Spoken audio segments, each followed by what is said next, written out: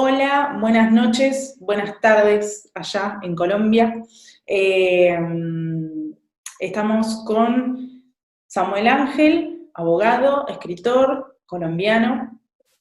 Eh, Tuvimos que recurrir a esta instancia porque, bueno, hubieron problemas tecnológicos que no nos permitieron por medio de Instagram, pero nada nos va a frenar. Así que muchísimas gracias, Samuel Ángel, por estar acá otra vez.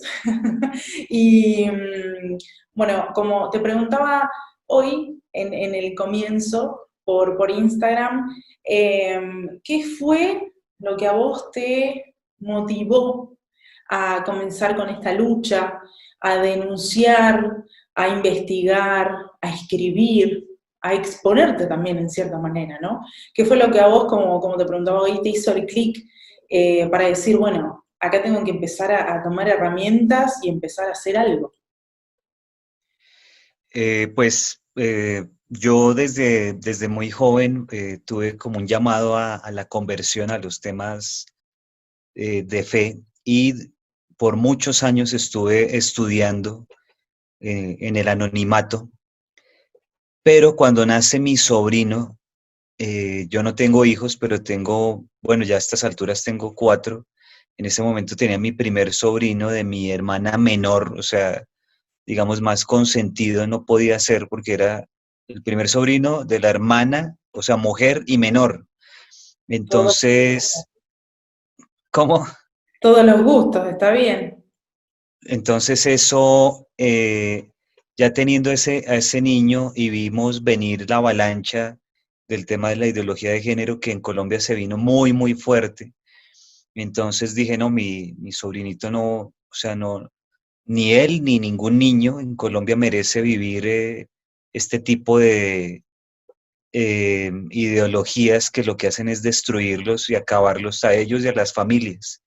Entonces nos pusimos en la tarea, salimos al ruedo en redes y pues desde este momento hasta la fecha no hemos parado, creo que ni un solo día en este propósito. Y ahí vos, digamos, ¿con qué te encontraste? ¿Con qué panorama te encontraste? Porque a veces da la sensación, o al menos a mí particularmente me da la sensación, como si todo esto se hubiera venido de golpe, ¿no? El aborto, el feminismo, la ideología de género, que si bien pareciera que fueran cosas distintas, pero para mí son los brazos de un mismo pulpo, y todo está relacionado y todo tiene que ver con todo.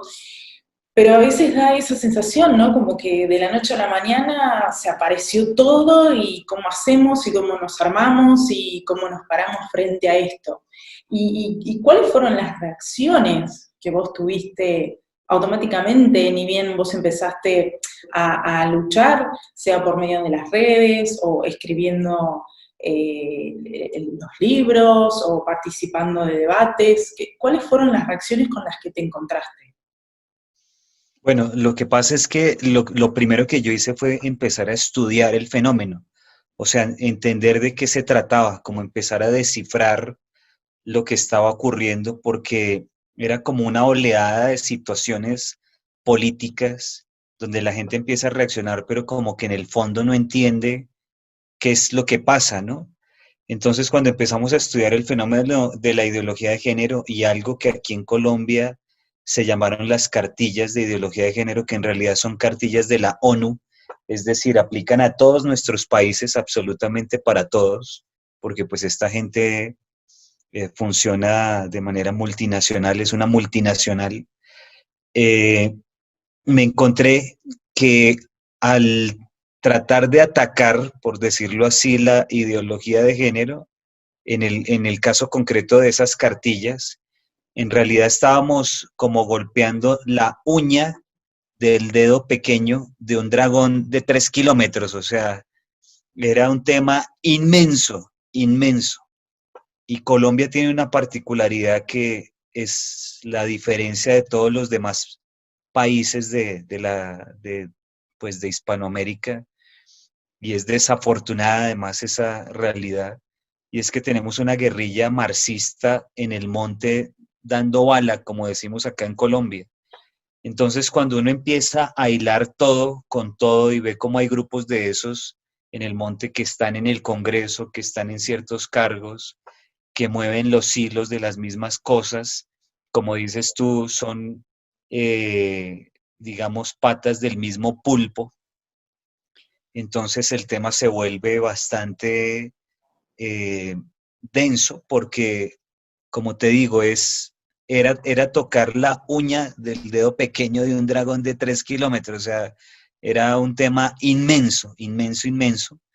Entonces nos dedicamos a estudiarlo, a estudiarlo, a estudiarlo. Luego de eso se empezaron a sacar artículos, luego esos artículos se compilaron y se hicieron algunos libros, algunas publicaciones. Y bueno, lo que tratamos de hacer fue entender el fenómeno para poder combatirlo como debía ser, que en este caso es culturalmente. Y cuando sacaste el libro con esa tapa tan, ¿cómo decirlo?, controversial, con respecto a Hitler en la misma tapa, ¿con qué reacciones te encontraste? O sea, porque calculo que no debe haber sido todo un aplauso, sino que también debe haber habido alguna reacción contraria, o que no le gustó para nada, o qué tipos de reacciones y con qué gente te encontraste, ¿no? Cuando salió esa tapa de ese libro, y qué fue lo que dijeron. Justamente a eso nos estamos refiriendo, Hitler en la mismísima tapa, o sea, como bastante controversial, pero ¿con qué te encontraste? ¿Qué panorama fue el que cuando salió el libro salió? Bueno, para mí fue muy sorpresivo porque yo presenté la tapa del libro, o sea, precisamente hice lo que acabé de hacer aquí en tu programa, lo hice en WTN. Tú sabes, pues, el alcance que tiene WTN Sí. y me encontré con gente que es de nuestro lado, digamos, en las ideas, que tenía una afinidad con Hitler y que se sintieron ofendidos porque yo estaba, pues, digamos, maltratando a su Führer, ¿no? Entonces, gente de ciertos sectores que podríamos llamar pro vida, que se consideraban afines a Hitler porque tienen un vacío informativo y creen que Hitler era un muy buen católico que combatió el comunismo, que es mentira todo lo que dicen, que no es cierto lo que dicen que hizo con los judíos, o sea, son negacionistas del holocausto y que por ende pues yo estaba equivocado. Me escribieron varios negacionistas de varios países dándome cúmulos de información. Yo ratifiqué esa información y pues toda la información es, digamos, son especulaciones. Entonces, por ejemplo, hay gente que se considera católica y que se considera afín a Hitler y que hoy mismo estaba teniendo un debate por Twitter con, sé que son unos jóvenes, que se molestaron porque yo publiqué ayer la foto de Edith Stein, que fue mártir católica en manos de los nazis, murió en Auschwitz, en Polonia, y entonces decían, no, ni siquiera la iglesia sacó nunca una encíclica contra los nazis como sí lo hizo con el comunismo. Tú sabes que Divinis Redentoris de 1933 fue una encíclica muy fuerte contra el comunismo, dice que es intrínsecamente perverso, pero les dije, sí existe una encíclica de la iglesia contra el nazismo, se llama Mit Brennender, y se las publiqué. Y digo esto porque alguien en el vivo que estábamos haciendo me lo preguntó, pero no se lo pude contestar porque nos cortaron. Entonces, esta encíclica es de 1937, Mit Brennender, y ratifica cómo la iglesia combatió en las ideas al nazismo. Goebbels, el ministro de propaganda de Hitler, decía, el verdadero socialismo de Europa somos nosotros. Yo tengo en mi libro documentado cuándo lo dijo, en qué publicación, qué año. Entonces, la gente no asimila todavía que el nazismo es otro tipo de socialismo que hace parte de las izquierdas, porque fue tanta la propaganda de Stalin. Imagínate el monstruo que era la Unión Soviética con el nivel de propaganda que desplegó en contra del nazismo, precisamente para separarlo, para desligarse de cualquier relación con el comunismo. Cuando, y esto es un hecho completamente eh, verificado históricamente, los nazis y los comunistas fueron aliados para iniciar juntos lo que, digamos, detonó en la Segunda Guerra Mundial, que fue fagocitarse a Polonia. Entre los dos se dividieron a Polonia. Eso inicia la Segunda Guerra Mundial. Lo que pasa es que después Stalin, como entre ellos se traicionan, entonces se separa de Hitler, se pasa al otro lado y pues se hace miembro de los aliados, que fue lo que, como se llamó a ese bloque con los Estados Unidos. Pero Hitler y Stalin se unieron, hicieron una alianza para dividirse Polonia, y Polonia es un pueblo eminentemente católico, porque ellos decían, no, los nazis nunca atacaron a los católicos, nunca, y menos sistemáticamente, no, pues se devoraron toda una nación católica, toda una nación católica. Es más, en esa nación católica están los principales campos de concentración, Auschwitz en Polonia. O sea, digamos un hueco histórico eh, tan increíble fue el que me encontré. Y estoy hablando de gente joven y estoy hablando de gente que se considera católica. Y te estoy diciendo en varios de nuestros países hay este tipo de jóvenes que creen que Hitler es un gran líder de la democracia y de las libertades, que se enfrentó al comunismo y que después el comunismo se dedicó a enlodar su imagen. Eso es lo que está pasando, increíble. Entonces, con eso fue con lo que yo me encontré. O sea, yo estaba pensando obviamente en el combate de las ideas con las izquierdas. Cuando yo presenté esto en un debate, ese lo puedes encontrar en mi canal de YouTube. Yo lo presenté en un debate con el grupo LGBT más fuerte de Colombia, es el que ha generado un desastre acá en Colombia. Mira la reacción de esa gente, o sea, digamos, es casi como si tú le echaras agua bendita a un endemoniado, ¿no? Es algo parecido a eso. De hecho, reír con la comparación, pero sí, sí.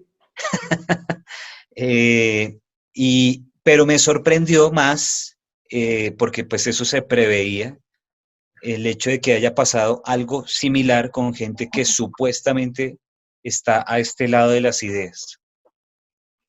Y había una de las preguntas que hicieron en el vivo, que acá me lo volvieron a mandar, que dice, si Hitler odiaba a los homosexuales y el Che también, no termino de entender por qué se los asocia con la ideología de género.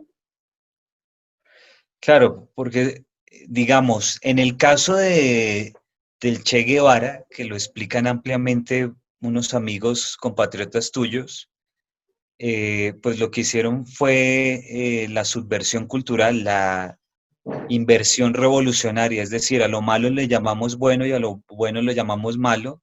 Convirtieron al Che Guevara en una marca, digamos, en un instrumento marketinero para las ideas de la izquierda, ideas como salir a las calles, que las mujeres se desnuden el torso, griten, ideas, bueno, ahora que lo pienso, si tú ves, las feministas tratan de parecerse mucho al Che Guevara, no se afeitan, horrorosas, espantosas. Me estás haciendo ver, pero es que lamentablemente tenés razón, Samuel, o sea, es así. Se están pareciendo mucho, de verdad.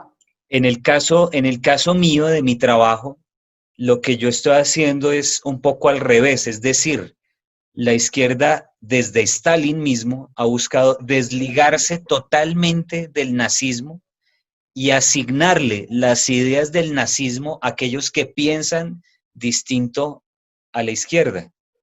Claro. Yo lo que hago es mostrar cómo lo que hizo la izquierda fue apostatar de la imagen de Hitler, pero asimilar absolutamente todas sus ideas. Simón de Beauvoir, que la habrás escuchado, que Ujú. fue la persona que en el segundo sexo dijo, no se nace mujer, sino que llega uno a serlo. Simón de Beauvoir plagió, yo lo digo en todas mis conferencias por el mundo, a Martin Heidegger, filósofo nazi.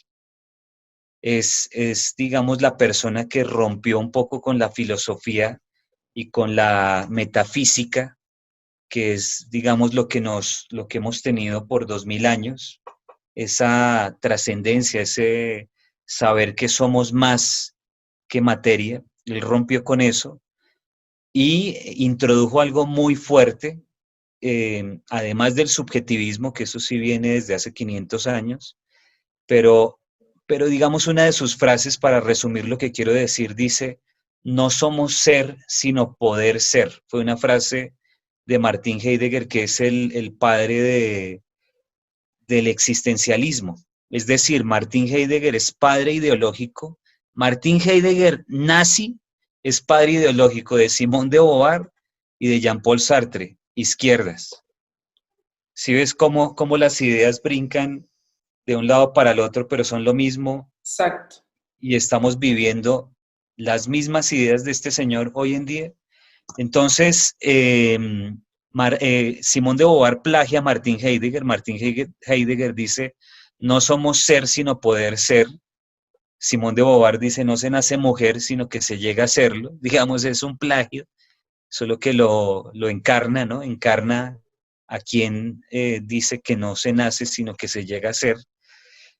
Y lo que yo hago, a diferencia lo que hace el libro negro, es darle visibilidad a lo que está pasando. Es decir, algo que es muy evidente en las marchas, lo muestra, ¿sí? Claro. Digamos, ellos cogieron una camiseta típica de un LGBT en cualquiera de nuestros países marchando y la publicaron. Eso es el libro negro explicado obviamente con toda la rigurosidad y la profundidad investigativa.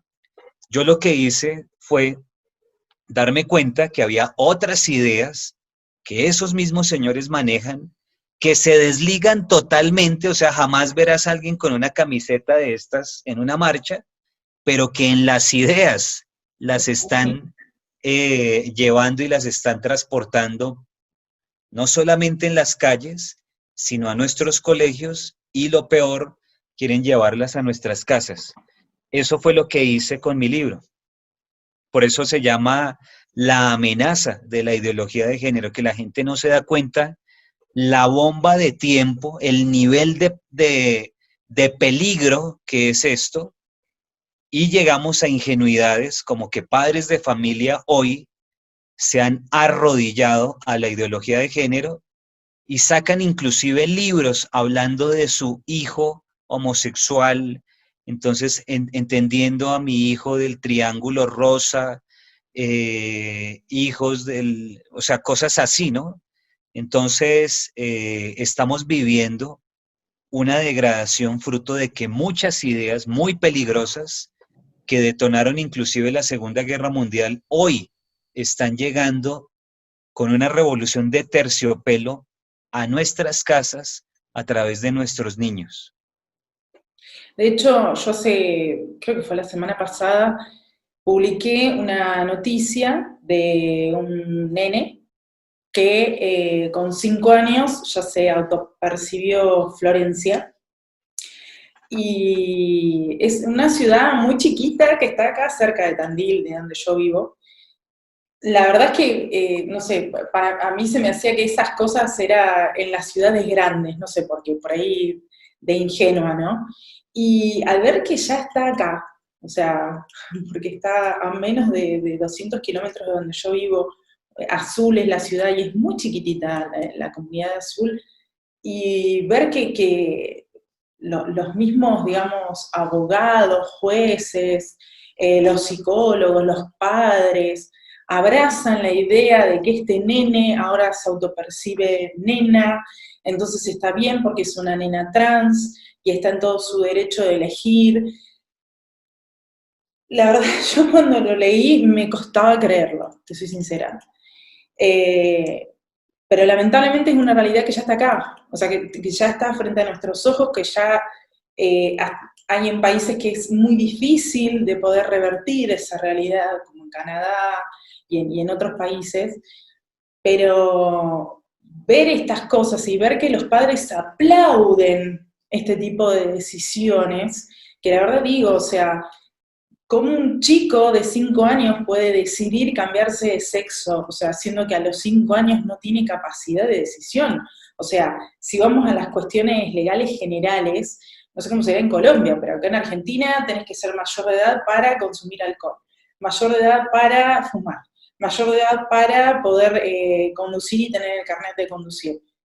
Pero sí podés ser menor de edad y elegir algo tan decisivo, por no decir otra palabra, como cambiarte el sexo, o sea, como si fuera, no sé, me cambia el nombre, no sé cómo explicarlo, pero es algo tremendo, o sea, porque ya están logrando que los chicos de 5 años elijan su sexo. Es una locura. Claro, ese también es el fruto de una estrategia que aprendieron de Hitler, que obviamente los comunistas la han perfeccionado, que son sus aparatos de propaganda. Sí, me llama mucho la atención el nombre del que se atribuye el niño, que sea Florencia, porque tú sabes que hay un personaje en Argentina que es Florencia de la B, Ay, tenés razón. muy propagandeado allá, y esto va calando, o sea, para eso, por eso es que Judith Butler habla del transexual como el nuevo sujeto de la revolución.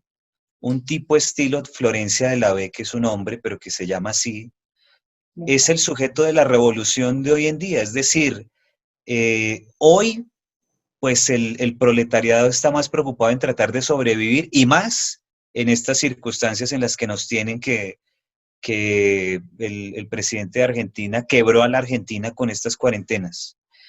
Entonces la gente está preocupada es en tratar de sobrevivir, de ver cómo salen adelante, de cómo sostienen a sus niños.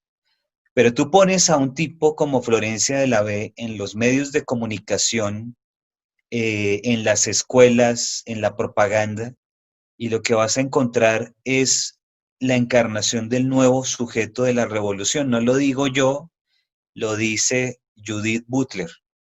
Entonces, si es el nuevo sujeto de la revolución, ¿qué es lo que produce?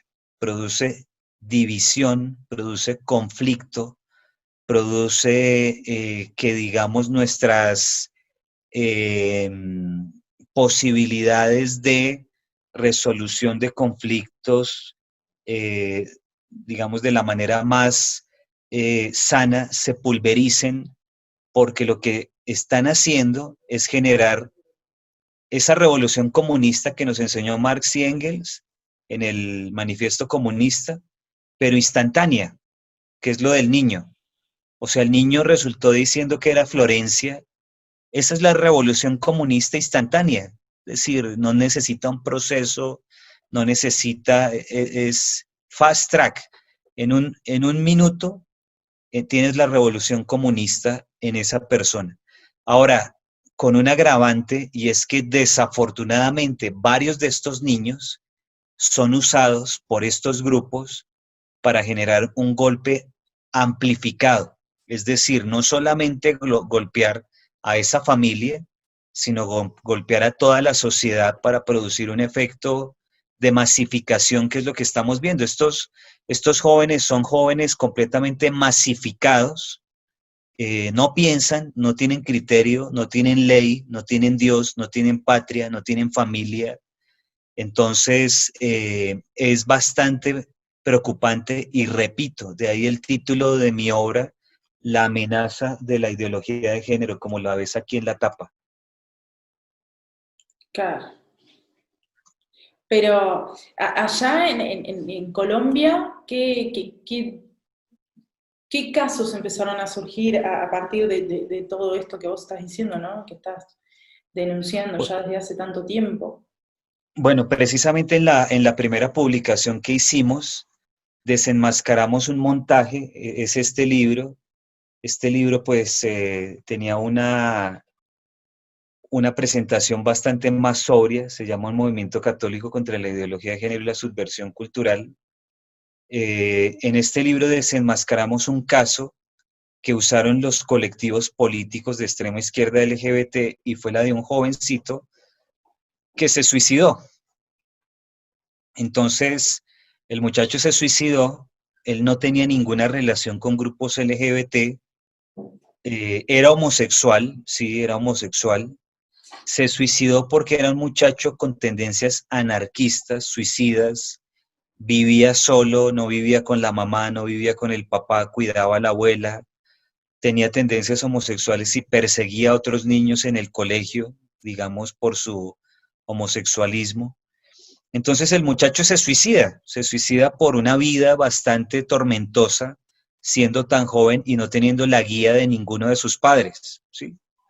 Entonces lo que hicieron estos colectivos LGBT fue iniciar un proceso jurídico, digamos, de restablecimiento de derechos sobre ese muchacho, aduciendo que había sido perseguido en su colegio, que había habido una discriminación, cosa que es completamente falsa. Cuando tú ves desafortunadamente a esa rectora de colegio, en esa época nosotros no estábamos tan organizados, nosotros nos fuimos organizando ya en este momento, pues tenemos instituciones, ¿no? Tenemos el Instituto de Investigación Social, el Movimiento Solidaridad, hacemos giras por todo el país. Yo prácticamente todos los días estoy en una conexión con alguna persona de dentro, de fuera del país, o sea, no paramos. Pero cuando esto ocurrió, no existía eso, y entonces esta gente se victimiza, llevan a la cárcel a la rectora del colegio y a la psicóloga del colegio, y cuando tú ves una de las audiencias donde habla la psicóloga, es impresionante, porque la psicóloga dice, pero así, o sea, yo pido perdón porque yo eh, le pedí a, a este niño, se llama Sergio Urrego, se llamaba Sergio Urrego, yo les pedí que le informaran de sus relaciones a sus padres. Claro, la señora ya condenada en una sala de juicio, casi llorando, con voz entrecortada, diciendo esto, o sea, tú no lo puedes creer. ¿Por qué? Porque ¿acaso un colegio no debe propender porque los padres estén informados de qué está ocurriendo con sus hijos? Pues por supuesto que sí, pero como esta gente, digamos, fue como una anaconda que las fueron rodeando, rodeando, rodeando hasta que las ahogaron, no alcanzamos a conocernos. Nosotros salvamos aquí a otra gente de procesos similares a estos ya pues más recientes, pero estamos hablando de un tema de 6 7 años hacia atrás. Entonces, llegan a estas arbitrariedades que son persecución judicial contra colegios católicos. Ese colegio casi lo arruinan.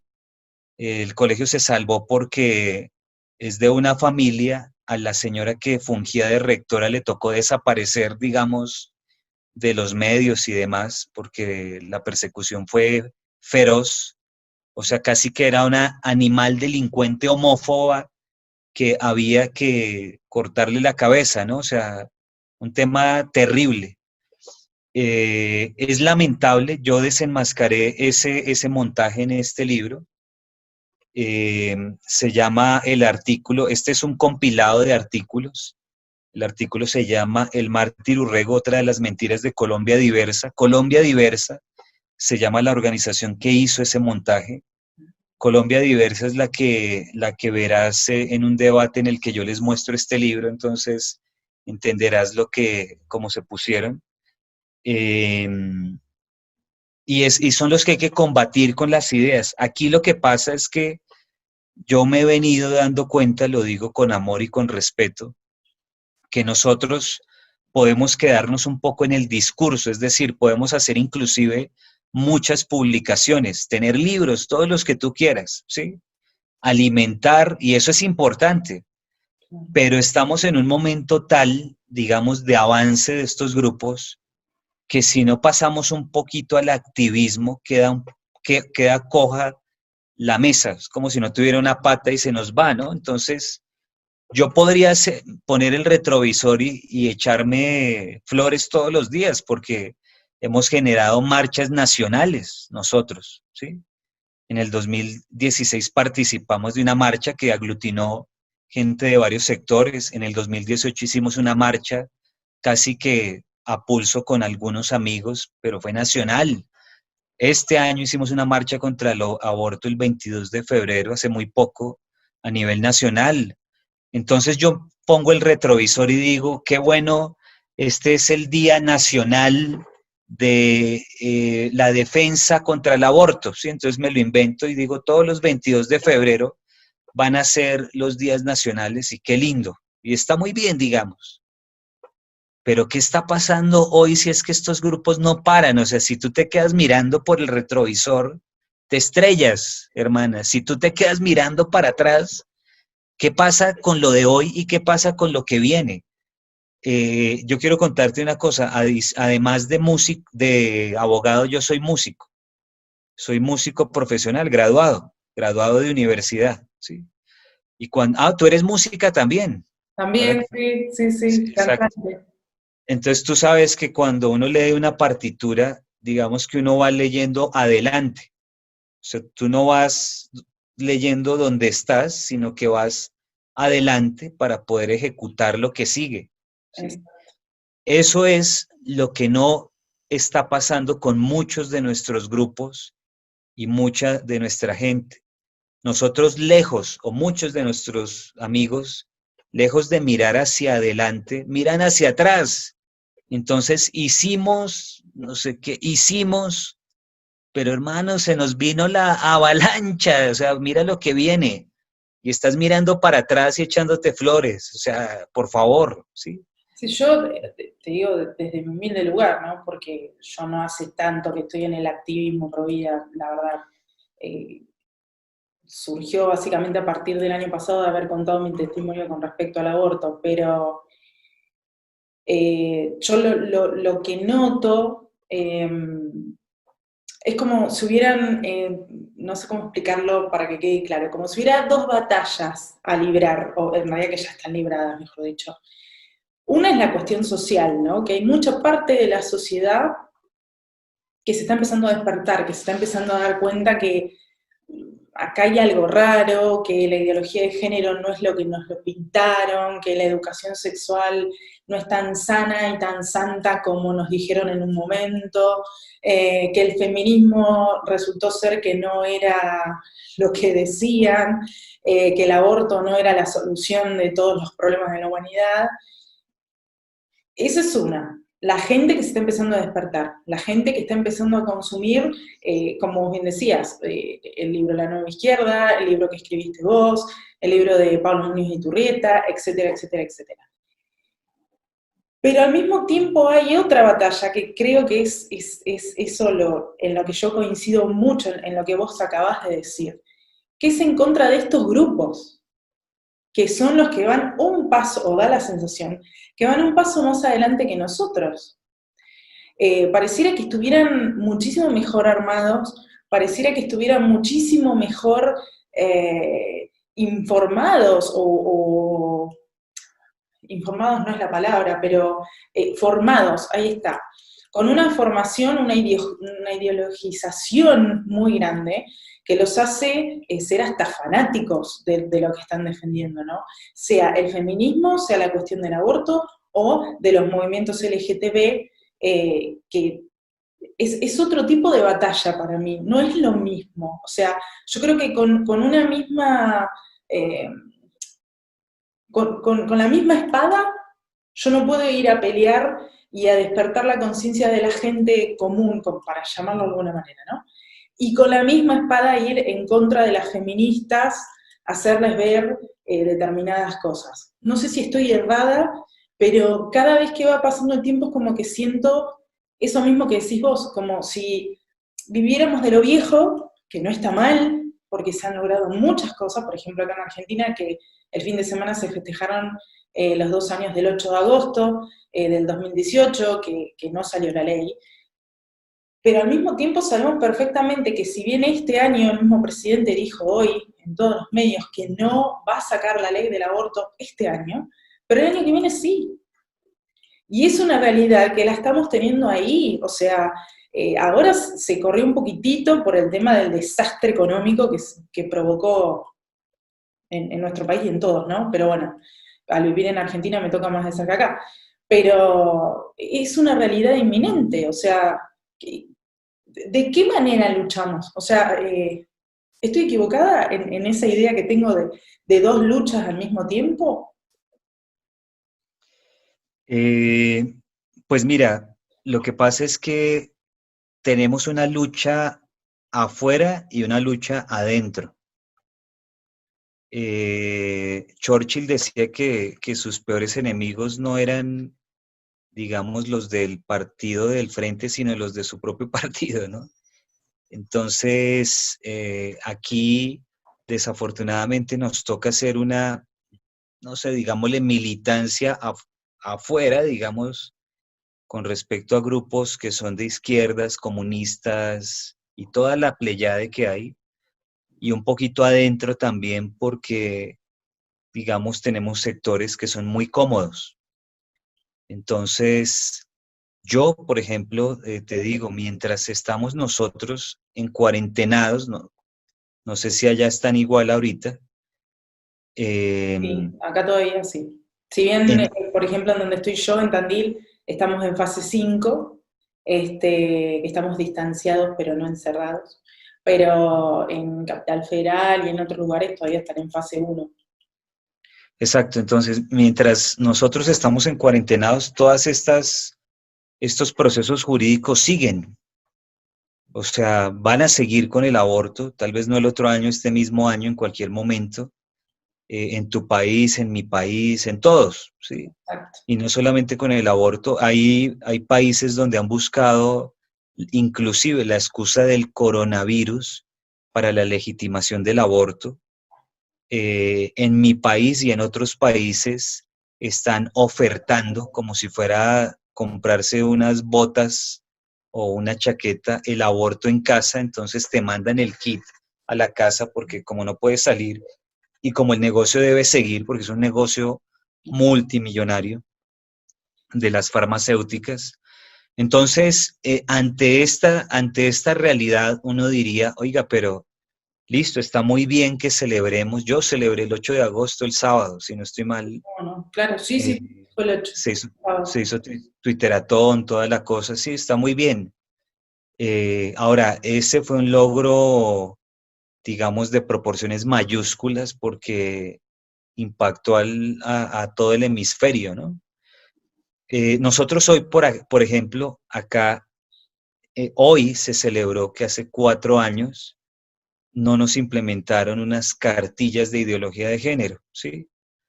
Pero, digamos, hubo un cambio un poco en el discurso y entonces hablan de la libertad para educar. Entonces, imagínate que ese discurso caiga en manos de la contraparte y que te digan, no, pero es que hay libertad para educar. Es decir, que si ellos quieren educar a sus niños LGBT, lo pueden hacer, que si quieren darle la dosis personal, lo pueden hacer, que si quieren, o sea, todo este portafolio. Entonces, a mí me parece que ha habido inclusive una deformación del discurso de nuestro lado, que lo que buscaba era que los padres tuvieran la patria potestad sobre sus hijos. Eso es distinto, pero de manera muy sutil nos metieron otro discurso. Y estoy hablando de gente de nuestro lado. Libertad de educar es una cosa, y que la patria potestad de padres sobre hijos se conserve es otra. Y estamos celebrando, o sea, estamos celebrando que nos están poniendo el cuello en la guillotina, increíble. Entonces yo, por ejemplo, en Colombia te cuento, soy muy crítico de esas cosas. ¿sí? Porque, porque como he vivido todos los procesos, o sea, he estado ahí y he estado al pie del cañón, es como si tú vas a a la Segunda Guerra Mundial, te enfrentaste con los nazis en Normandía, te enfrentaste con los nazis en Auschwitz, y luego 4 o 5 años después te dicen lo que te decía estos jóvenes, ¿no? De hoy. No, pero eso no pasó, lo que pasó fue esto otro, lo que pasó fue que, no. Acá estábamos diciendo que los padres conserven la patria potestad sobre sus hijos, que empecemos a hablar de libertad de educación, eso es otra cosa. Y eso está muy parecido, perdóname, al discurso de la Revolución Francesa, que es el mismo discurso de las izquierdas y me da una pena con ellos, pero es así. Entonces es otra cosa, ¿sí me entiendes? Entonces en Sí. esto no le toca estar muy despierto, porque mientras nosotros, perdóname, uso una palabra un poco fuerte, somos un poquito sonsos en lo que hacemos, es decir, pensamos bien del otro siempre, que eso está muy bien, asumimos que los demás piensan como nosotros o creen como nosotros. El comunismo no es así, el comunismo tiene gente de ellos a este lado trabajando, ¿sí? Entonces, el combate ha sido muy fuerte. Yo, la verdad, llevo 4 años sin parar. Sin parar es sin parar. O sea, yo termino esto. Más tarde tengo un Instagram en vivo, pero un Instagram solo, que eso sí los he podido hacer. Es decir, no me han cortado cuando hablo solo. Hablando de esto que te estoy diciendo en este momento, que es un fenómeno que puede ocurrir en nuestros países, porque con este libro me di cuenta de eso, es decir, tenemos gente a este lado con un ideario que podría decirse que en ciertas cosas se parece, pero que en otras muy delicadas es completamente distinto y están acá. Entonces a nosotros nos toca dos batallas, la de afuera y la de adentro, y tenemos que estar despiertos para darlas, ¿no? ¿Y qué herramientas vos decís que podemos llegar a tener, ¿no? Porque da la sensación que esto avanza a pasos agigantados porque es algo que se viene perpetrando desde hace muchísimo tiempo, no es algo que surgió ahora, toda esta cuestión de la ideología de género, ¿no? Eh, ¿Qué herramientas vos creéis que los que estamos en contra de esto que nos están queriendo imponer, nosotros podemos llegar a tener? Por ejemplo, en España surgió no hace mucho el tema del PIN parental, para que los padres utilicen esa herramienta para poder ir en contra de la educación sexual y demás cosas que les están imponiendo a los chicos, ¿no? Y en tu país, en el mío, bueno, en casi toda Latinoamérica, ¿no? Que se está llevando esto a cabo, ¿qué herramientas pueden tener los padres para decir, bueno, mira, gracias, pero la educación se la doy yo, en el buen sentido de la palabra, ¿no? Respetar la cuestión de educación verdadera que tiene que ser de los padres, ¿no? ¿Cómo era antes? Si bien la educación sexual en sí, hablando desde el lado bueno de la educación sexual, no tiene cosas malas, pero como está pintada hoy por hoy, y como la metieron, al menos acá en Argentina, con la famosa ESI, en todas las escuelas y en todos los jardines, en realidad tiene otra cosa de fondo que es hipersexualizar a los chicos de 5 años en adelante. ¿Qué herramientas pueden tener los padres para batallar en contra de esto que se está imponiendo en todos lados? Pues mira, hay varias cosas y voy a empezar por la más sencilla, que resulta siendo la más difícil. Y es que tú puedes tener todas las herramientas jurídicas, puedes tener asociaciones, fundaciones, grupos pro vida, lo que quieras, pero si un padre no tiene una buena relación con su hijo, olvídate. El hijo se le va por donde sople más fuerte el viento, como una hoja seca, se lo lleva, ¿sí? Entonces, la más sencilla, que resulta siendo la más difícil, es el diálogo entre los padres y los hijos.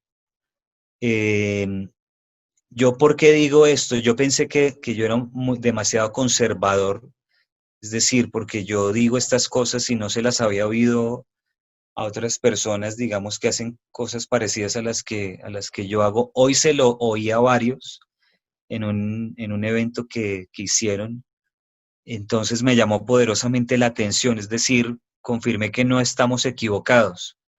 Es decir, el diálogo entre padres e hijos es básico. Explíquele a su niño en sus términos de padre la ideología de género. Protéjalo contándole la realidad de ese dragón que se lo quiere devorar. Hay gente, por ejemplo, se han comunicado conmigo porque yo esto lo digo cada vez que me preguntan en medios de comunicación, y ha habido madres de familia y padres de familia, pero sobre todo madres, que se han comunicado conmigo y me preguntan qué hacemos. Y que tienen niños, por ejemplo, me pasó con una señora que tenía un niño, una niña de 6 años.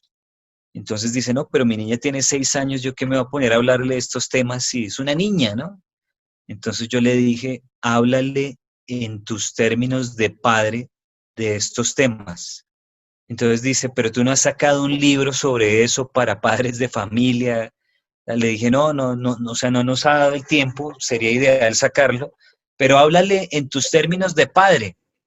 Entonces la señora empezó a hacer dibujitos, digamos, el típico dibujo vestido de azul, era el papá, la mamá vestida de rosado, el niño, la niña. Mira, fue tan increíble el testimonio de esta señora que me dice, mira, para mí fue sorprendente que la niña a los 6 años, sin que yo le haya hablado nunca de este tema hasta hoy, me empiece a decir que ella ya pensaba que la familia era otra cosa, porque en los emojis de Instagram encuentra que hay familia de papá, papá, mamá, mamá, etcétera. Entonces la niña ya había asimilado que eso era así, y esta señora ha estado en una batalla porque inicialmente me dijo, no, sí, la niña me entendió, tal, pero la avalancha es tan fuerte que tú le sueltas al niño el televisor un ratico y va a encontrar que le legitiman en la televisión estas mismas cosas en la misma dirección. Entonces, el diálogo tiene que ser pero tan personal y tan continuo, digamos, diario, para lograr mantener a nuestros niños protegidos, que tú puedes hacer digamos, el proceso jurídico que quieras, pero si no tienes esto inicial, o Claro. sea, no te va a servir de nada. O sea, ¿qué vas a sacar con el PIN parental si tu hijo se cree Florencia? O sea, digamos, por dar un ejemplo. Entonces, si esto no empieza desde lo más sencillo, va a ser muy difícil. He tenido el caso de una mamá con un hijo más grande que ya le dice que se considera homosexual, que le dijimos, habla con tu hijo. La señora bloqueada, no, o sea, no podía hablar con el hijo, o sea, increíble. Porque entre otras cosas, cuando los hijos ya crecen y le dicen a uno que uno es un medieval, un cavernícola, que uno es un bruto, que uno no estudió, que estamos en una nueva época, que ella vive del siglo pasado, que parece de la Edad Media, bueno, tantas cosas, es una avalancha tal que los padres quedan tiesos. Entonces, un día dije en una emisora, mire, si su hijo, si su hijo ya creció y usted nunca le dijo nada, y usted ya lo ve militando al otro lado, háblele, no importa, porque la voz del papá o de la mamá siempre va a calar, sea hoy, mañana, en un año, en 10, en 30. No deje de hablarle y de decirle las cosas. Después me encontré con una señora que me había oído, la señora casi llora abrazándome, tiene 4 o 5 hijos ya grandes. Me dijo, no, mira, la verdad es que nos diste ánimo, oxígeno, porque estábamos aplanchados en esta situación, ya no sabíamos qué hacer, pero con esto sabemos que no importa, nos le enfrentamos y lo hacemos. Entonces, digamos, ese es mi consejo uno, ¿sí?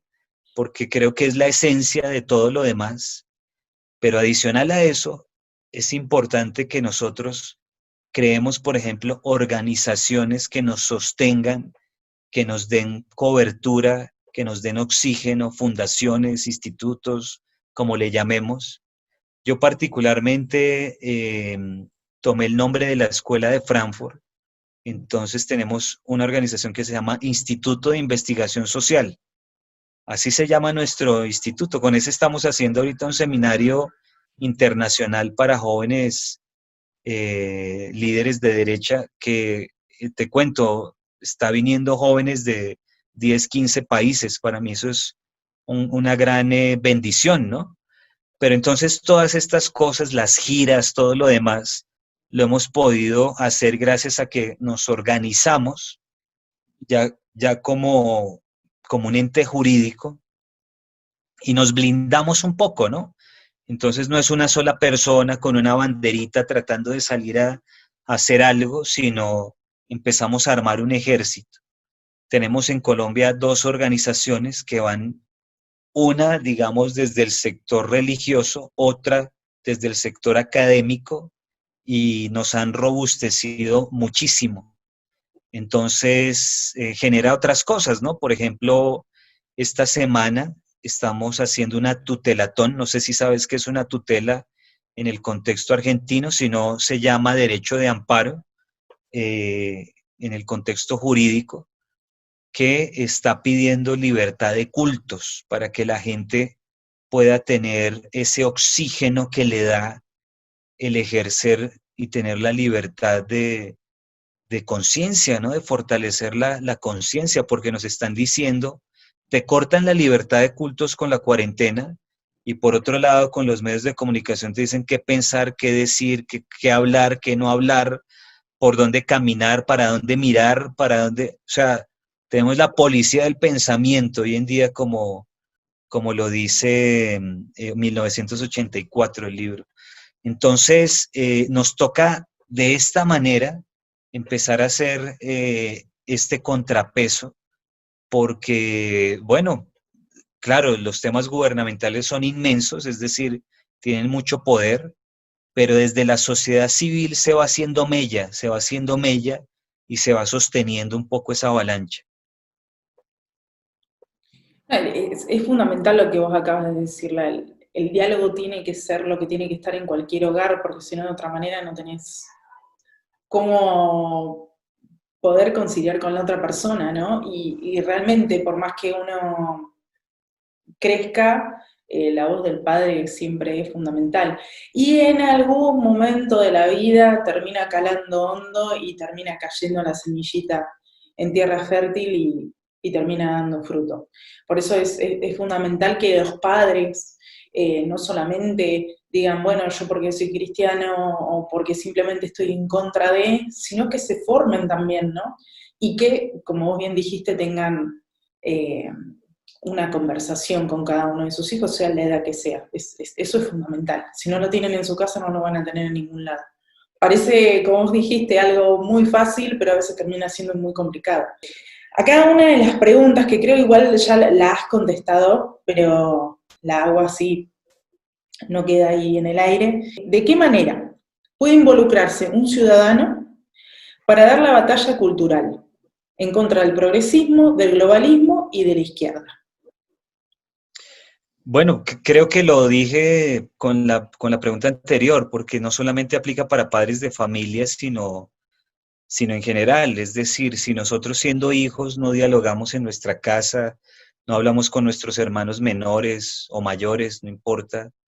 Yo he tenido el caso de jovencitos, jóvenes, muy jóvenes, que han resultado llevando ellos a sus padres a nuestras conferencias, siendo sus padres, por ejemplo, militantes de la izquierda, ¿sí? Eh, entonces el diálogo, si ha habido la gracia, digamos, de que uno de estos jóvenes ahora por las redes eh, tenga, digamos, esa apertura y esa disposición a estas ideas, pues ese mismo joven es el que puede irradiar un poco su hogar. Para mí ha sido increíble hacer giras donde muchísima de la audiencia son niñitas de 11, 12, 13 años que piden autógrafos, que llevan a su papá de la mano, pero es la niña a los papás, no al revés. Entonces es impresionante cómo, así como hay una gran oleada del otro lado, digamos, a través de propaganda, que lo que hacen es instigar a nuestros jóvenes, nosotros desde las redes sociales lo que podemos hacer es inspirar estas ideas porque se están haciendo completamente desde la libertad, o sea, no tenemos cómo obligar a nadie a hacer lo que defendemos. De hecho, hoy cuando hablabas de estos encuentros que están teniendo, que vienen jóvenes, bueno, vienen entre comillas, ¿no? Porque es todo vía internet, de diferentes países y demás a formarse. Hace poquitito, que fue hace una semana, dos, que sufrieron como una especie de boicot en medio de la oratoria que estaban teniendo.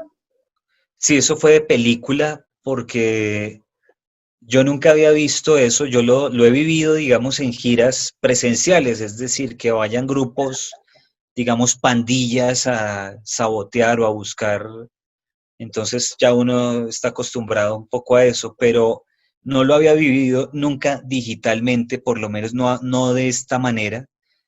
Y fue de película porque haz de cuenta que tú y yo estamos hablando acá y de un momento a otro empiezan a pintarte la cara, empiezan a decir groserías, Samuel Ángel pone no sé qué, o sea, pero delante pues un pocotón de gente, o sea, no solamente o que aparezca música o aparezca gente. A mí lo que me pareció increíble, porque dije, esta gente se tomó un tiempo para hacer esto, fue que aparecía, digamos, mezclas como mixer de música con letra donde me nombraban a mí eh, diciendo groserías, ¿no? Entonces aparecía, tú sabes que cuando estamos varios en un Zoom, pues aparecen pantallitas chiquitas, ¿no? Entonces aparecían varias pantallitas y una cantaba una cosa, la otra otra, y en mix, digamos, bien hecho. O sea, no era, eran profesionales, ¿no? Entonces es increíble hasta, Digamos, lo habían armado con muchísimo tiempo, entonces. claro, claro. Este sábado hicimos la segunda conferencia. A mí me contactó un chileno experto en Zoom cuando yo seguramente vio las publicaciones que tuviste donde contamos lo que aparecía. Yo puse no sé si viste un video donde yo dije, uy, voy a sacar mi celular y le tomo a esto, porque me parecía de película, ¿no? Entonces yo dije, bueno, vea, estamos en conferencia, vea lo que están escribiendo de mí. Entonces ahí se veía, Sí, Samuel es un no sé qué. sí. Entonces un experto chileno en Zoom nos contactó y dijo, no, les voy a explicar qué fue lo que les hicieron, cómo pueden ustedes bloquear estas cosas, Ah, qué cómo bueno. lo pueden hacer. Tuvimos 2 clases durante esta semana pasada con él y por eso el sábado pasado pues fue perfecta, ¿no? Fue perfecta que a propósito fue con Nicolás, un compatriota tuyo que es amiguísimo mío. Nos queremos mucho, muchísimo, de hace muchos años, no a raíz del libro negro ni a raíz de mi libro, sino de antes. Bueno, no te quiero quitar más tiempo y de nuevo muchísimas gracias por tu predisposición, a pesar de los inconvenientes tecnológicos, con Instagram y haberte sumado a este Zoom. Gracias también por darme la oportunidad. ¿En qué sentido?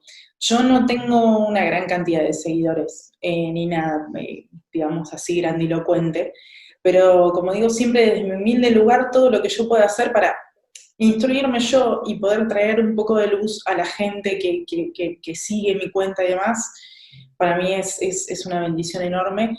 Así que de nuevo, muchísimas gracias. Gracias por todo lo que haces, gracias por, como decimos acá en Argentina, la garra que le pones, por el esfuerzo, por el trabajo, porque, como vos bien dijiste, ya hace 4 años que venís con esto de una manera que no parás y continuás y continuás. Así que gracias, gracias por todo eso, por toda la gente que trabaja junto a vos, que por ahí no es tan visible, pero que hace el mismo trabajo que vos, y eso significa muchísimo, porque hay una nación como es Colombia que se está levantando en contra de determinadas cosas como las que hablamos, que parecían muy lejanas, pero lamentablemente ya están acá. Así que muchísimas gracias por todo lo que haces, gracias por tu tiempo, gracias por tu predisposición y de nuevo, desde mi humilde lugar te insto a que sigas adelante, a que lo sigas haciendo, porque si nosotros que somos los portadores de la verdad nos callamos la boca, estamos mal y necesitamos Así decir las es. cosas como son, porque la gente necesita despertar y los que están a favor de este tipo de ideologías, yo tengo la esperanza en algún punto que en algún momento también se despierten. Ojalá que no sea lo suficientemente tarde, ¿no? Porque, como vos bien contabas de este chico que se terminó suicidando, la verdad que es una sensación muy triste la que deja, pero esa es una realidad que tampoco se cuenta porque no conviene, así como las realidades del aborto que tampoco se cuentan porque no conviene a un negocio multimillonario. Entonces, sigamos desde el lugar de cada uno y llevemos la verdad y llevemos la luz, que para eso estamos. Sí, yo quería decirte algo con respecto a algo que dijiste ahorita que me parece muy importante para otra gente que pueda escuchar esto. Y es lo siguiente, yo he hecho este tipo de encuentros con casi todo el que me lo pide, a no ser que yo por alguna circunstancia temporal no pueda, ¿no? Sin importar, digamos, lo que llamamos ahora nosotros, que es algo muy nuevo, los seguidores que tenga, ¿sí? Y te voy a decir por qué, porque yo lo viví de la siguiente manera. En el 2018, a nosotros, tal vez el peor presidente que ha tenido la historia de Colombia, que se llama Juan Manuel Santos, antes de irse, nos dejó 2 decretos para legitimar la ideología de género en el país. Entonces convocamos a una marcha nacional. Era la marcha imposible, porque fue un día entre semana, a las 10 de la mañana, un día después de un puente festivo, de un fin de semana festivo, y con muy pocos seguidores en internet, en YouTube. Para ese entonces creo, si no estoy mal, que yo tenía 6.000 suscriptores, ¿sí? Y me estaba haciendo contrapeso el youtuber más famoso del país, que tenía en ese momento 5 millones de suscriptores, ¿sí? Un Es montón. un youtuber LGBT famosísimo, uno de los que ha ayudado a secuestrar la mente y los corazones de niñitos, digamos que son de nuestras familias, de nuestro lado, ¿no? Entonces era el tema imposible, o sea, no había cómo eso funcionara, ¿sí? Resulta que él, con sus 5 millones de suscriptores, invitó a una contramarcha, digamos, a que salieran un poco a contrarrestarnos en la calle. Mira, nosotros casi llenamos la Plaza de Bolívar, digamos, se llenó un sector importante de la Plaza de Bolívar, y a este muchacho le aparecieron entre 8 y 10 o 10 jovencitos, incautos, ¿sí? Nada Entonces, más de tantos seguidores, para nada, mira. entonces yo lo dije en plena Plaza de Bolívar, en las presentaciones actuales, en el cabezote actual de mi YouTube, de mis programas, de una de las líneas de programas que tengo, hay una parte de un discurso ahí, en ese día, donde yo estoy hablando y se ve la Plaza de Bolívar llena. La Plaza de Bolívar es la plaza más importante de Bogotá, la plaza fundacional, digamos. Entonces, ahí en ese discurso que no aparece en este video del cabezote, pero lo dije, vean, nosotros tenemos solamente 6.000 suscriptores. Juan Pablo Jaramillo tiene 5 millones, pero nosotros tenemos a Dios. Entonces la gente eso se enloqueció en la plaza. Entonces, cuando alguien, digamos, considera que es muy pequeño en redes, por decirlo así, no debe tener, digamos, temor o sentirse menos por, bueno, por varias razones. Una, porque nosotros tenemos gente real, ¿sí? Yo tengo una ventaja y es que a mí me sigue no solamente personas, sino gente que maneja grandes organizaciones. Entonces, por eso hemos logrado, no solo yo, sino con mis amigos que tengo al lado, hacer marchas nacionales, ¿sí?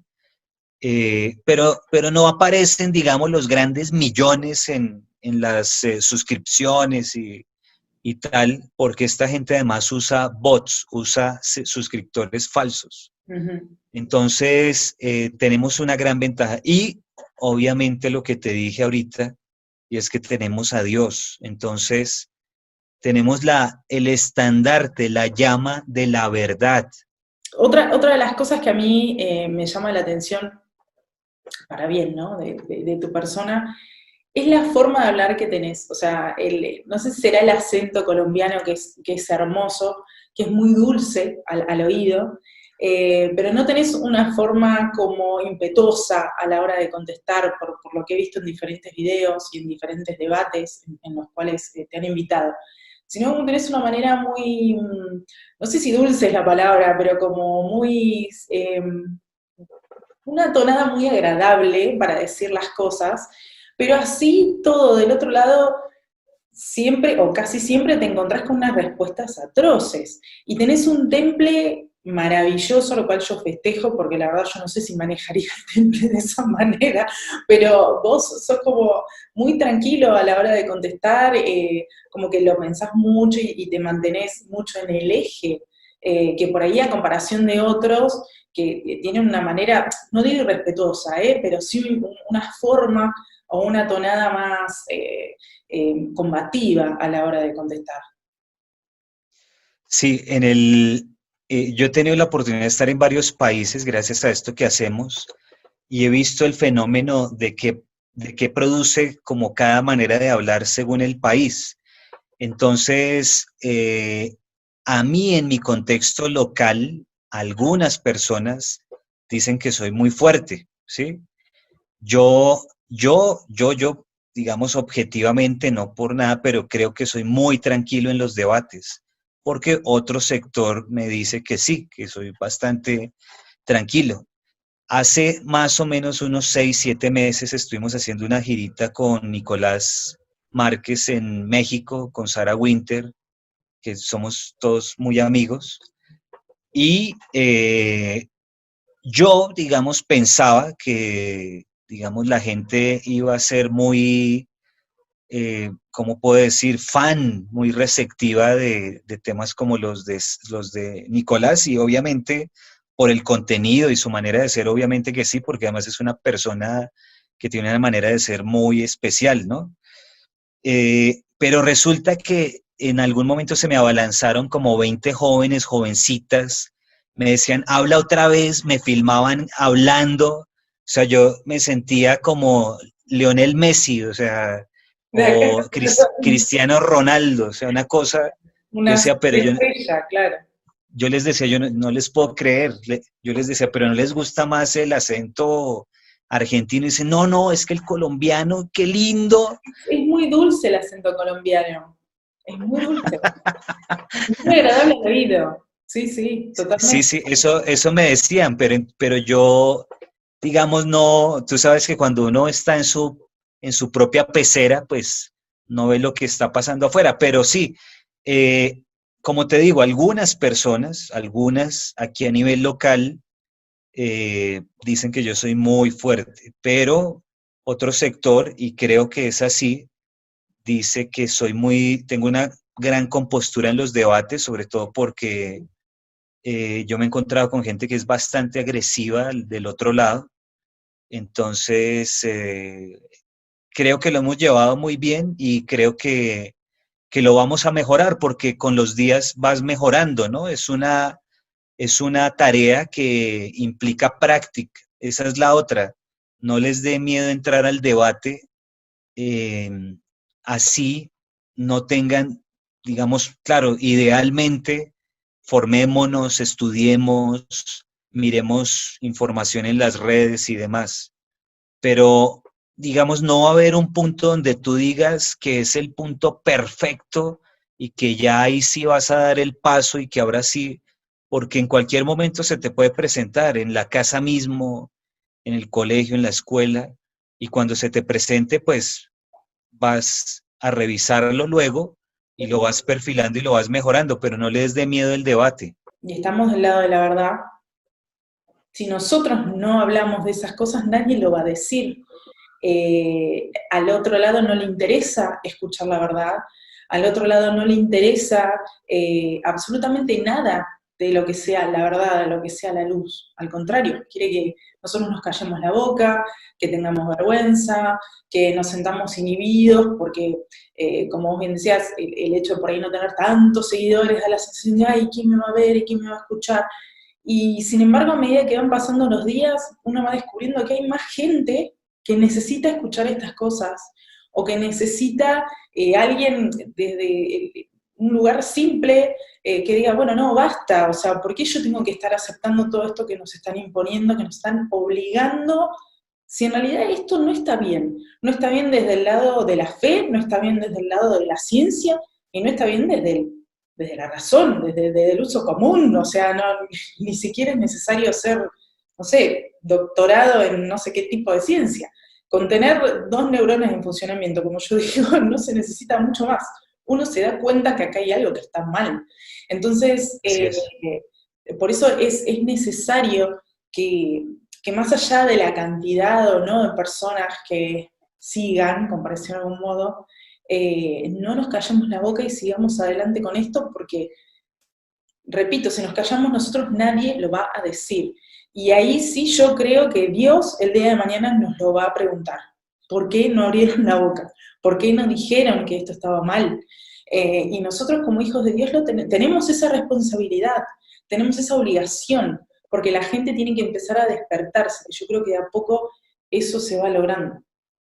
Sí, conmigo están haciendo todos los miércoles unos especiales por EWTN Radio y estamos invitando absolutamente a todo el mundo, madres de familia, estudiantes, padres, policías, reservas, políticos, expolíticos, a salir a hablar, a salir a hablar. A nosotros nos respalda la ciencia, la medicina, la sociología, la filosofía, el derecho, la antropología, absolutamente todo. Salgamos a hablar, porque como tú dices, algo está ocurriendo, nos estamos dando cuenta, pero que hay que actuar en consecuencia, pero hay que actuar en bloque, hay que despertar al gigante dormido, hay que salir a hablar.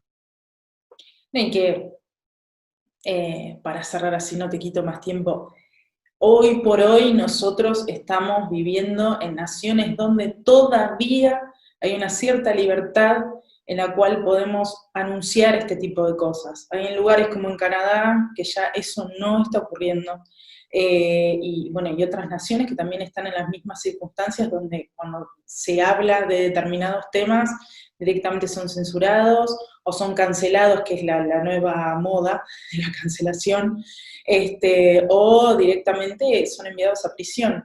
Entonces, nosotros todavía en este lado del mundo tenemos esa lucecita y podemos hablar, tenemos la libertad de poder hacerlo, de poder hacer este tipo de cosas, aunque hay un ciberpatrullaje y demás, pero todavía tenemos esa posibilidad. Entonces, no nos callemos, digamos las cosas como son, siempre que lo hagamos con respeto, creo que está perfecto. Entonces, eh, muchísimas gracias por todo, gracias por el espacio, gracias por la paciencia, por la dedicación y bueno, eso, muchísimas, pero muchísimas gracias, en serio, de corazón. Seguimos en contacto. Nos vemos, saludos. Gracias.